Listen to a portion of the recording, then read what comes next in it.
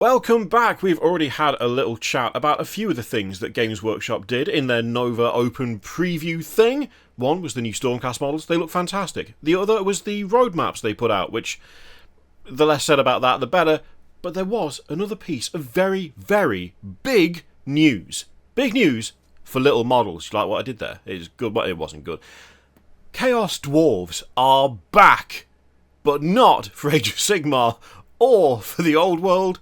No, they're back for Blood Bowl. But to be fair, it's a Blood Bowl team, and they usually look fantastic, so we're going to take a look at them right after this. This video is brought to you by Serious Lights, and that is my Serious Light. It's the high definition table light, and it's time to make a confession. Because whenever I do these segments, what I tend to do is show you nice, lovely, refined images of the light in action on what is usually a clean, well, mostly clean, or at least tidy hobby desk, and that's just not the situation that my light usually finds itself in. It's a presentational thing. It's a way to make it look nice when I'm showing you the light, but really what it has to deal with on a usually daily basis is this sort of mess right here. Piles of plastic, bits of cork all over the place. Whenever I'm building, kit bashing, or making some terrain, it's always the same, and it tends to look absolutely awful pretty much 99% of the time. But the one thing that never descends into chaos, the one thing that never ends up being shoved all over the desk or all over the floor, is the light itself, because the light itself is the magic glue that holds everything on my hobby desk together. That's because the high definition table light is perfect for modelling and for painting. It has a flexible neck, it's got a dimmer wheel, you can adjust the beam angle, and it uses Serious Light's daylight wavelength technology, which mimics natural light as closely as possible, which means I don't get eye strain when I'm looking at the abject horror that is my hobby desk for hours at a time. Use the link in the description or the pinned comment down below and use my code KIRIOTH24 to get £100 off a high definition light and free UK delivery. Thank you very much to Serious Lights for sponsoring this video. Let's get back to it. Alright, let's take a look at these handsome lads and gobbos. I can't, but I'm still like in a weird state of like, oh my god, they did Chaos Dwarfs, that's so cool.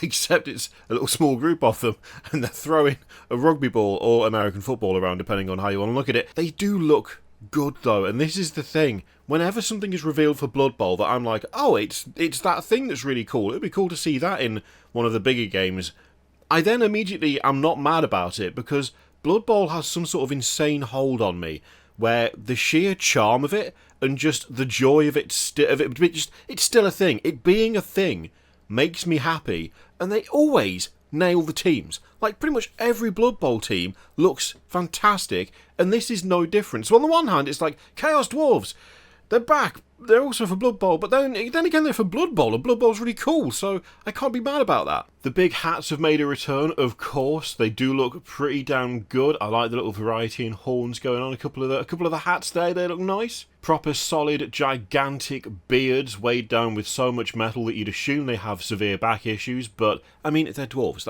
It's just part of the look. They just deal with it. They get on with it. They don't let it affect them. Some very big, dangerous-looking teeth as well on the dwarves themselves. Like, really chunky-looking teeth. The gloves have got a nice bit of spikage on the back. The shoulder pads are very pointy, very 80s, liking those a lot. It's, of course, very difficult to get a feel for the actual armour they're wearing, because a lot of it is covered by the Giganto beards.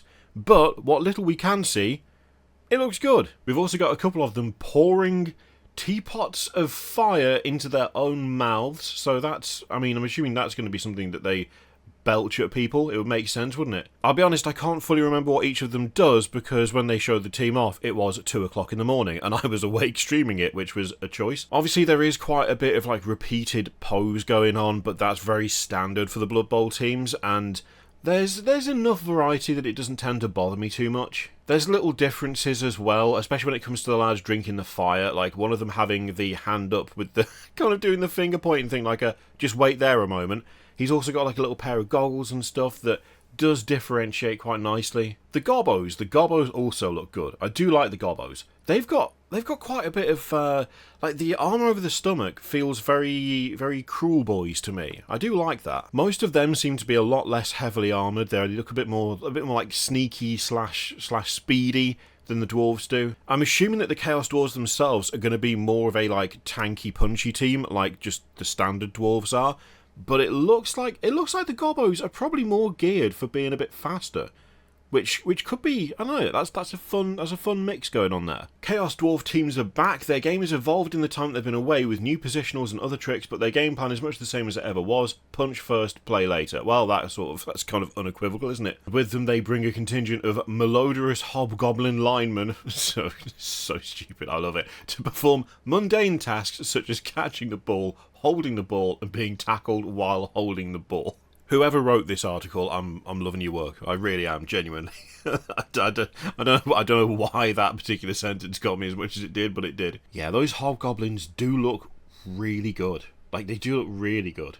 The thing is with these hobgoblins as well is I feel like you could just get away with using them in just a standard fantasy anything as well. They're just all-round good sculpts. And they're not tied so heavily into the, like, football thing that you couldn't use them for, like, chucking at people in D&D or something. Yeah, I like those. I like those a lot. The more important parts of Blood Bowl, putting the hurt on opponents with bone-snapping blocks, falls to the Chaos Dwarf blockers, who approach the sport with the same demented ferocity with which they hammer out arms in their sweltering workshops. It's the hats. It's the hats every time. The hats are just so good. I do like that despite the repeated poses, the beards are all different. Like, that's actually quite a fun detail. It's like they haven't tried to differentiate the poses that much, but they've tried to differentiate the dwarves in the most obvious way possible. And given that they are dwarves, the beards are a big, like, focal point for the centre of the model, and each of those beards is, like, it's decorated a little bit different. I think that's a really good way of doing it. They really do have terrifying teeth. Like, that's really sticking out to me, how scary the teeth are. They look great, though. They look great. You can see, like, bits of plate. You can see the scale mail underneath. Despite their typically head-on approach to Blood Bowl, the Chaos Dwarves now made a little magical spice with their flamesmiths. These cackling pyromaniacs. That's a very different thing. Well, I mean, they both do fire, but, you know, one of them enjoys it way more than the other. Have trained under the maddest and most powerful... Maddest should have two Ds, but we'll let them off. That's actually madest, which I don't know is still a word. And most powerful of sorcerers, and literally now breathe fire at their opponents. What better way to prevent a touchdown than setting the ball carrier ablaze? Right, I came in hot with the... they've spelt maddest wrong. Now I'm going to check. it. Yeah, no, it is. It's fine.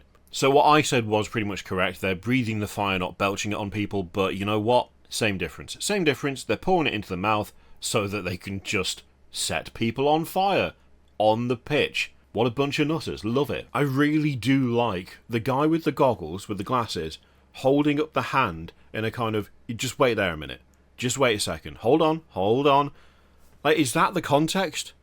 Someone's barreling past him, carrying the ball, and he's like, hang on a sec, hang on, wait, and then sets them on fire. Because I feel like that's what it's got to be, and I love that. I think that might be my favourite. The dude with the hand up telling someone to wait before he breathes fire all over them. I think that's the one. That's the one that's standing out the most. Oh, so good. So good. Crucially, the Chaos Dwarves have also learned to lean into the devious nature of the Hobgoblins, whose sneaky stabbers thin out the field with a well-placed knife thrust when the referee isn't looking. I mean, in the nicest possible way, those two Hobgoblins specifically, even if you take away the knives, look like they're going to stab you. I don't know that that's necessarily a sneaky thing that they're doing, because I've never seen two models more that scream, I'm gonna knife you, you know? They have nailed the overall sort of like attitude / expressions of these, because they 100% look like they're going to stab anyone, including their own team.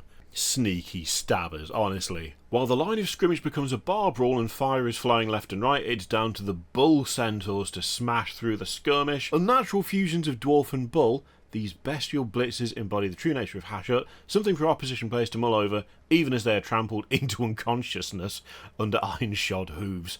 Note that the bull centaurs are sold in separate packs of 2 and cast in Forge World Rare. Boo! Boo, I say. I kind of saw it coming, but still boo. I mean, they look really good. The massive... You can't even call it a knuckle duster. What is that? They're just holding an old, like a ye olde iron that you would see in like Victorian times or whatever. I don't think it's Victorian times, but just the irons that just were a huge hunk of metal with a handle. That's basically what they're holding. That looks horrendous to be hit by.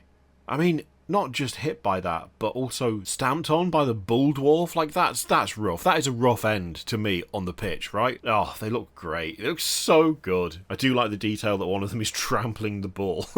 You know that that's not what they're there for. They're not there for that. They're not there for carrying the ball. They don't care about the ball.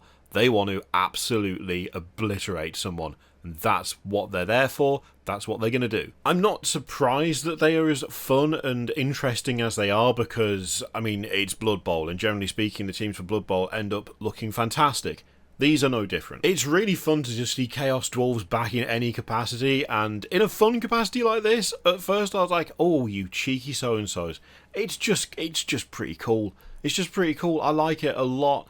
Thank you very much for watching. Let me know what you think of that lot in the comments down below. Thank you again to Serious Lights for sponsoring the video. Do not forget to check out the link and use the discount code if you're going to buy something. £100 off plus free UK delivery is massive. So, again, thank you to them for sponsoring, and I'll see you for the next one.